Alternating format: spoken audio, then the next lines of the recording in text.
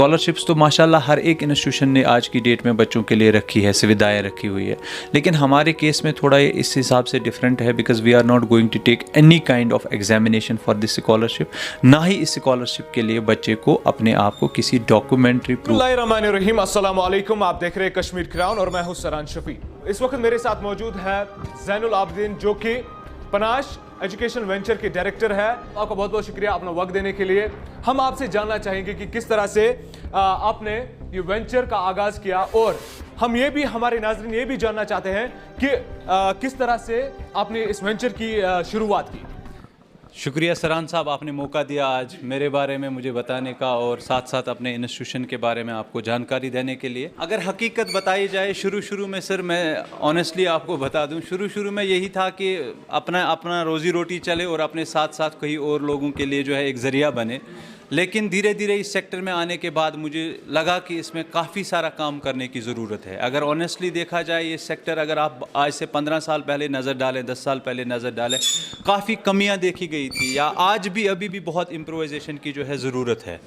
तो हमारा ये है कि मुद्दा मकसद ये है, अगर आप देखेंगे शुरू में एजुकेशन इंफ्रास्ट्रक्चर उतना अच्छा नहीं था। मुझे याद है जब हम अपने स्कूल लेवल में, कॉलेज लेवल में पढ़ने आते थे, हैदरपुरा परेपुरा एरियाज़ में, ट्यूशन सेंटर्स में, छोटे छोटे टीन शेड्स में पढ़ा करते थे। फिर धीरे धीरे आज की डेट में देखिए सिस्टम जो है पूरा चेंज हो गया है। अल्हम्दुलिल्लाह ये एक ज़रूरत थी एजुकेशन सेक्टर को। हमें सख्तियाँ पेश की आई है, जो हमें दिक्कतें पेश आई है। अगर हमारे बाद नीचे लोगों को आए तो इट मीन्स हम असफल रहे हैं। हमारी सफलता तब है जो दिक्कतों का हमने सामना किया, आने वाली जनरेशन उन दिक्कतों का सामना ना करे। That is how it works. एक और बात यहाँ पर इस वक्त जो है, अगर हम कंपटीशन की बात करें, नीट, जेई या कई और कॉम्पिटिटिव एग्जाम्स के बारे में बात करें, तो काफ़ी ज़्यादा इस वक्त मेरिट जो है कट ऑफ होते हैं। उसके बारे में आप हमारे नौजवानों को जो है एक थोड़ी सी सोच या एक थोड़ी सी कुछ टिप्स दें। देखिए बात सिंपल सी है। अगर हम कुछ साल पहले ये कंपटीशंस देखेंगे, ये सीमित थे कश्मीर के अंदर।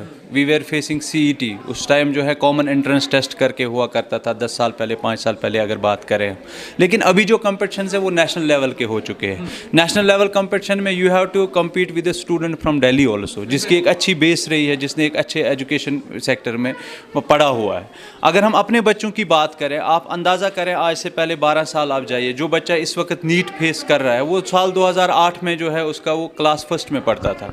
साल 2008 से लेकर अभी तक आप अपने आप से ही सवाल पूछ लीजिए कि जिन बच्चों ने 12 साल एजुकेशन हासिल की होनी चाहिए थी, अगर आप कैलकुलेशन उनका करेंगे, उन्होंने 3 या 3.5 साल का जो है टोटल एजुकेशन हासिल किया कश्मीर के, बिलखुसूस में कश्मीर की जब बात करूँगा।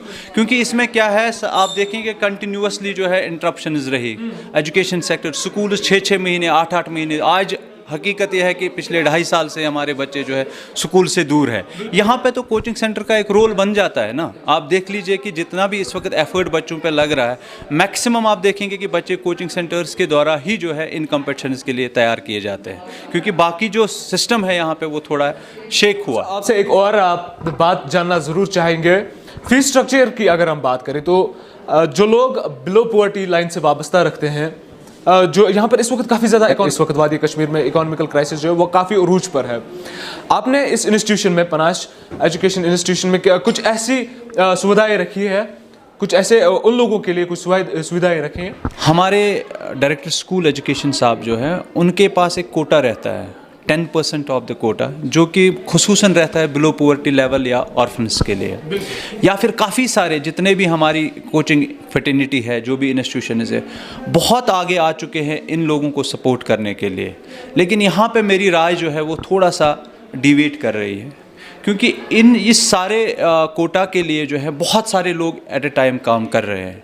तो देयर इज़ नो स्कोप कि अब कोई भी बच्चा, मुझे नहीं लग रहा ऐसा होगा जो आपके इंस्टीट्यूशन में आता है बिलो पॉवर्टी को बिलोंग करता है, या खुदा ना करे उनके वालिदैन जो है हयात नहीं हैं, तो हर कोई उनको आगे आके सपोर्ट करता है। लेकिन मेरी यहाँ पे जो नज़रिया है, मैं थोड़ा ऐसे सोच रहा हूँ कि अगर आप देखें आज से 3 साल पहले, 4 साल पहले जो बिजनेसमैन करोड़ों में बिजनेस करता था, जिनका टर्नओवर करोड़ों में हुआ करता था, आज शायद मुश्किल से उनका खाना पीना चल रहा है। क्योंकि हालात कुछ ऐसे रहे, बिलखुसूस कश्मीर के अंदर जो है पिछले 3-4 साल से कुछ ऐसे इकोनॉमिकल क्राइसिस हो गए हैं कि आज यकीन करें आप इस बात का, अगर हमारे पास 10 पेरेंट्स आते हैं, 10 में से शायद 6 ऐसे होते हैं जो पेइंग कैपेसिटी नहीं रख रहे होते हैं। दैट मीन्स हमें यहाँ पे समझ आती है कि ये पेरेंट्स जो है शायद कहीं ना कहीं फ़ीस स्ट्रक्चर की वजह से, कहीं ना कहीं अपना माली हालात की वजह से जो है इस एजुकेशन से दूर रह रहे हैं। तो हमने अपनी पूरी मैनेजमेंट के साथ साथ अपने टीचर्स को भी इसमें ऑन बोर्ड लिया और हमने आज एक नया जिसमें हम हमारा कंसर्न ये है कि एक ओपन स्कॉलरशिप हमने थ्रू की है। एक ओपन स्कॉलरशिप से मतलब ये है, ना ही इन बच्चों को किसी डॉक्यूमेंट्री प्रूफ की ज़रूरत देनी होगी, मतलब कोई भी इनको हम प्रूव नहीं करना चाहते हैं कि you are from below poverty level और यू आर एन ऑर्फन और जो भी आपकी रीज़न, वही लोग आएंगे फाइनेंशियल रीज़न की वजह से जो एजुकेशन से महरूम रह रहे हैं। ये सिर्फ उनके लिए हैं और उन्हें चाहिए, जो लोग पेइंग कैपेसिटी रखते हैं उनको चाहिए एक नॉर्मल प्रोग्राम के थ्रू या नॉर्मल प्रोसेस के थ्रू जो है एडमिशन करें। ये उनके लिए ये स्कॉलरशिप हमने रखी हुई है, जिसमें ना ही कोई एग्ज़ाम होगा। दैट मीन्स हमें ये नहीं देखना है कि जो बच्चा टॉपर नहीं है, एवरेज में है या बिलो एवरेज है, क्या उसके हक में एजुकेशन नहीं है, क्या आप उसके लिए काम नहीं कर सकते, उसको इस एवरेज से लेकर टॉपर नहीं बना सकते। यस, अगर बना सकते हैं तो उसको मौका दे दीजिए कि वो आगे आ जाए। ज़रूरी नहीं है कि हम मार्केट से टॉपर निकाल के या एवरेज 100 बच्चों में से टॉपर निकाल के उनको एजुकेट करें, और जो बिलो एवरेज है या जिसकी इनकम जो है वो इफेक्टेड है, क्या उसका हक नहीं है एक अच्छे इंस्टीट्यूशन में एजुकेशन हासिल करने का? यस, उसका हक है और ये हमारा औलीन फ़र्ज़ बनता है उन बच्चों तक पहुंचने का और उनके लिए एक ज़रिया बनने का। आप अंडरस्टैंड कर रहे हैं? तो मेरा यहाँ पे कंसर्न ये है कि हमने एक ओपन स्कॉलरशिप थ्रू की है for classes 11th 12th and NEET JEE, जिसमें हमारा नीट जेईई का जो बैच है वो ऑलमोस्ट अब क्लोज हो चुका है, क्योंकि we are starting their classes from Monday, that is 3rd of January।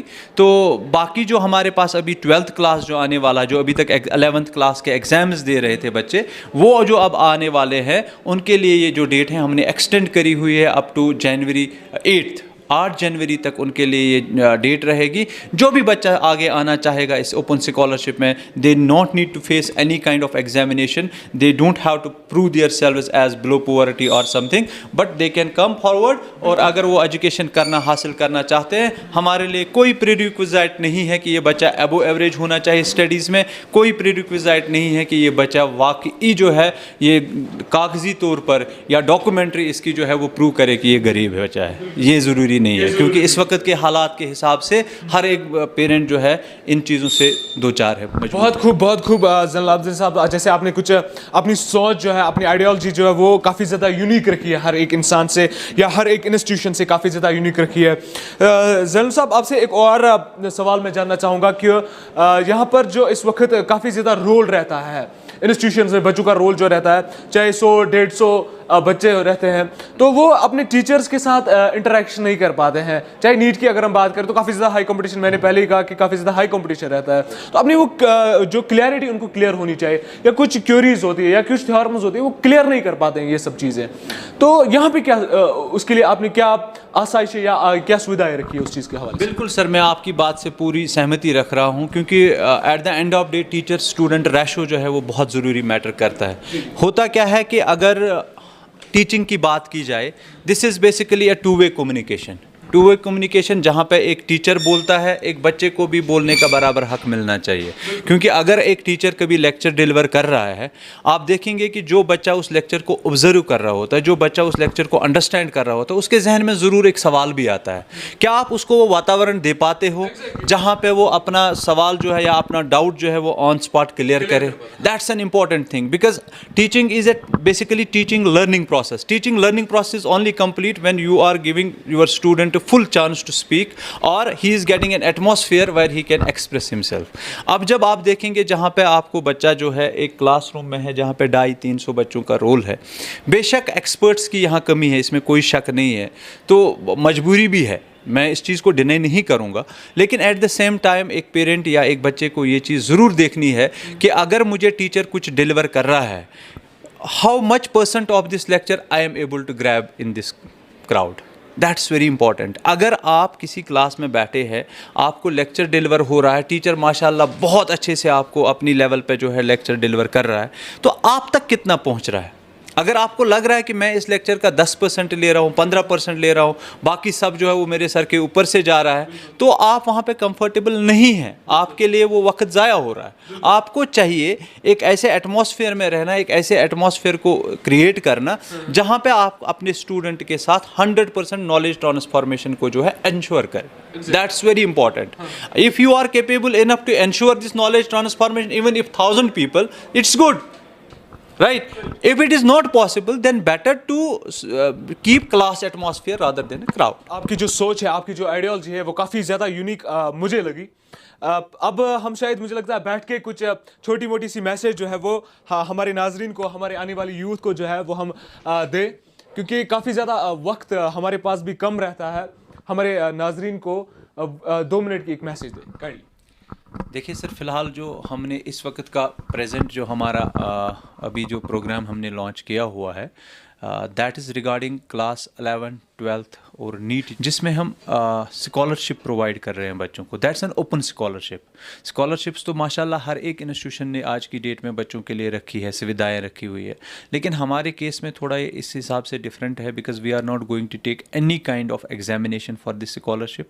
ना ही इस स्कॉलरशिप के लिए बच्चे को अपने आप को किसी डॉक्यूमेंट्री प्रूफ की सबमिशन करनी होगी, यानी हमें उसको राशन कार्ड पे नहीं देखना है कि ये जेन्युइन है कि नहीं है, हमें वो चीज़ें नहीं देखनी है। बिकॉज आई बिलीव, जैसा कि मैंने आपको पहले भी कहा, इकोनॉमिकल कंडीशंस इस वक्त कश्मीर की बहुत ख़राब हुई है। हर एक पेरेंट इस वक्त जो है परेशान है इन चीज़ों के लिए, बच्चों की एजुकेशन को आगे कैसे लिया जाए। तो we are providing them an open chance कि वो आ जाए। हम उनको जो है 100% ट्यूशन फ़ी वेवर देने जा रहे हैं। That means on behalf of tuition fee, Panache is going to take no charges for these courses like 11, 12th and NEET JEE. एक पर्टिकुलर प्रोग्राम हमने टाइम स्पेन्स के हिसाब से लॉन्च किया है। एक बैच हमने इसमें चलाया, इस प्रोग्राम के अंडर 11th का एक बैच चला, 12th का चला और नीट जेई का चला। 11th को लेकर कुछ सीट्स का अभी हमारे पास वैकेंसी है, जो बच्चा चाहता है आगे आ जाए, हम उनका जो है इसमें कर सकते हैं। लेकिन 12th को लेकर जो है हमने इस प्रोग्राम को अब शुरू किया, बिकॉज 12th के 11th के बच्चों का एग्जामिनेशन चल रहा था। आज वो शायद 5 जनवरी को अब एग्जामिनेशन ख़त्म होने जा रहा है, तो 8 जनवरी तक जो है उनके लिए हमने ये डेट रखी हुई है। They can register for this course. एक ओपन स्कॉलरशिप है जिसमें उनको कोई भी एग्जामिनेशन या डॉक्यूमेंट्री प्रूफ की ज़रूरत नहीं है। They can visit our office morning between 9 AM to 5 PM और they can register themselves on a link, जो हम ऑनलाइन लिंक उनको प्रोवाइड कर रहे हैं। ठीक है सर। तो बच्चों के लिए ये मैसेज है कि चैलेंजेस जो है ज़िंदगी में हर एक को आती है। एक आम नागरिक हो, एक बहुत ही अच्छे प्रोफाइल पे बंदा हो, या एक बिलो एवरेज ज़िंदगी गुजार रहा हो, हर एक इंसान के सामने जो है चैलेंजेस होती है। लेकिन इंसान का काम, लाइफ जो है, ये एक स्ट्रगल ही है हर एक इंसान के लिए। तो इंसान का ये फ़र्ज़ बनता है कि उसका पॉजिटिव डायमेंशन देखकर उसको आगे ले जाया जाए, नेगेटिव्स को अपने दिमाग से बाहर निकाले, पॉजिटिव चीज़ों को फोकस करके आगे बढ़े। और यही एक बच्चे के लिए भी, बड़े के लिए भी, एक बुज़ुर्ग के लिए भी एक ही संदेश है कि आप सब जो है, अल्लाह ताला ने ज़िंदगी एक बहुत ही खूबसूरत चीज़ दी है, इसका वैल्यू समझें।